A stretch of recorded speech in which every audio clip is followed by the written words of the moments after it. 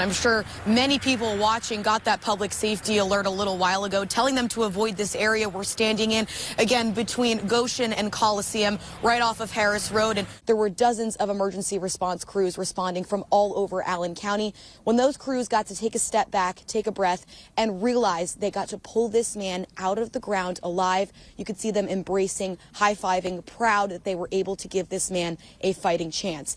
Keener Dairy has been family-owned and operated in Fort Wayne for more than 100 years, and they are bringing back a classic, the Milkman delivery service. But this time, it's got a bit of a modern twist.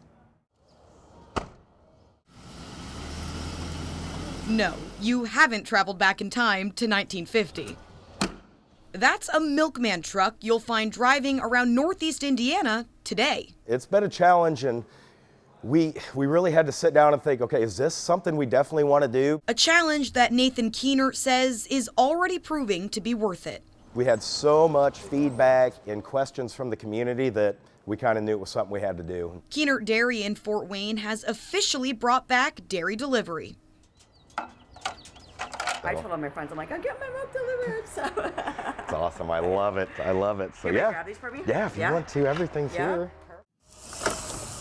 It's been obviously the most challenging thing in my whole entire life. Born with quadriplegic cerebral palsy, in a wheelchair for 25 years. There's a disconnect between my brain and my body. Kendra Hummer says her disability always made her feel like an outsider. People just automatically assume because I have a disability that I can't have a fulfilled life. Unless you live it, you don't understand what it's like to be in my shoes.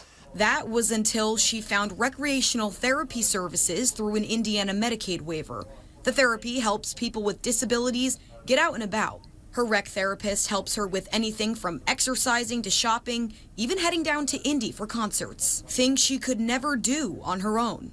Not only does it help me build confidence in myself, but it helps me with my relationships. It provides me someone I can rely on. But now some of that could be going away. There's a proposal to put a limit on rec therapy hours.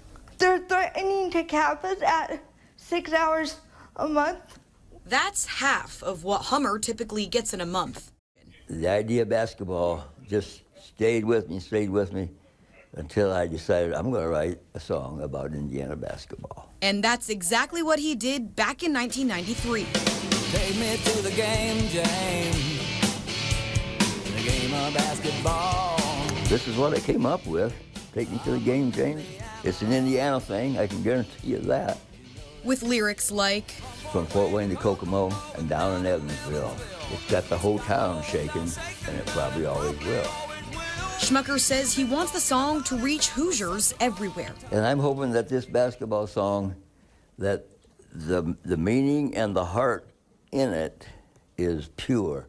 That passion led her to start working when she was 16. I have always loved working in the food industry. I loved working at Wendy's. It was so fun. Kimple even went on to own Pizza Forum in Auburn for a couple years and realized she loved experimenting with recipes. That's what you do when you work in the food industry, is you make these weird concoctions. You're sick of having just anything off the menu. I used to sit up right here at those stools eating all that stuff that I used to make. But she had no idea this passion would eventually earn her more than 400,000 followers on TikTok. Food combos I used to make when I worked at a pizzeria. It started when she made a video getting dinner with her husband. Literally showing his food, my food, and then a waffle fry, I think, a loaded waffle fry.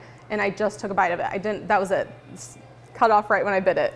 And it got hundreds of thousands of views.